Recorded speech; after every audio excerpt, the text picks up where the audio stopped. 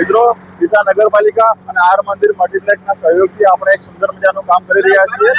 જે પણ અહીંયા કચરો હોય તે સારી રીતે ઉપાડવામાં ગામ બંગલોજ અને આજુબાજુના વિસ્તારને મારી નમ્ર વિનંતી છે કે તમે જેટલું બને તેટલું આ જાળીમાં કચરો નાખજો, જેથી ગાયોના મોઢામાં અથવા ગાયોના પેટમાં ના જઈ શકે. જય ગૌ માતા. અને ડીસાને આપણે ડીસાવાસીઓ બજારમાંથી શાકભાજી કે કરિયાણું લેવા જઈએ ત્યારે ઘરેથી કાપડની થેલી વાપરવાની આદત પાડીએ અને પ્લાસ્ટિકનો ઉપયોગ બંધ કરીએ.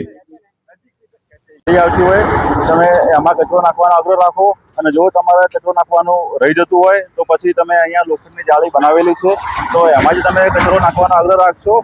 અને આપણે સાથે મળીને પ્લાસ્ટિકનું ડીસા બનાવીએ, ગાય બચાવીએ અને આ પ્લાસ્ટિક ગાયના પેટમાં જતું અટકાવીએ. જય ગૌ માતા, જય હિન્દ, જય.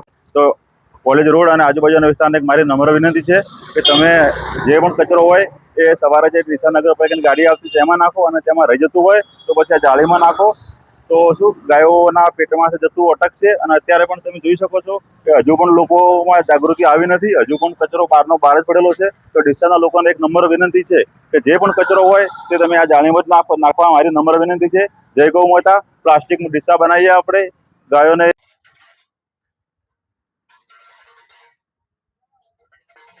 મિત્રો આપણે આવી ગયા છે સ્પોર્ટ ક્લબ, અને ડીસામાં એકમાત્ર એવી જગ્યા આપણને મળી છે જ્યાં એકદમ સ્વચ્છતા જોવા મળી રહી છે અને બધો જ કચરો અંદર જાળીમાં નાખેલો છે.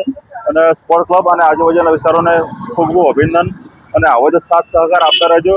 મિત્રો આપણે આવી ગયા છે રિજમેન્ટ રોડ ઉપર. અહીંયા થોડો હજુ પણ કહીશ, જે પણ લોકો અહીંયાથી આજુબાજુ રહેતા હોય એમને કહીશ કે તમે કચરો તમારો જેવો કચરો હોય નગરપાલિકાની ગાડી આવતી હોય તેમાં જ નાખજો, અને રહી જતો હોય તો અહીંયા બનાવેલી જાળીમાં જ નાખવા નમ્ર વિનંતી છે. આપણે સાથે મળીને ગૌ માતાને બચાવીએ. પ્લાસ્ટિક મુક્ત ડીસા. મિત્રો આપણે આવી ગયા છે ત્રણ હનુમાન રોડ, અને અહીંયા પણ પરિસ્થિતિ જોઈએ તો તેને તે જ છે. અહીંયા પણ કચરો બહાર જ પડ્યો છે. આપણે ડ્રમ અહીંયા મૂકેલા છે કચરા માટે, પણ કોઈ પણ કચરો ડ્રમમાં નાખતું નથી. અહીંયા બી જોઈ શકો છો, અહીંયા બી જો અત્યારે કોઈ નવું જ આખો ઢગલો કરી જતું રહેલું છે.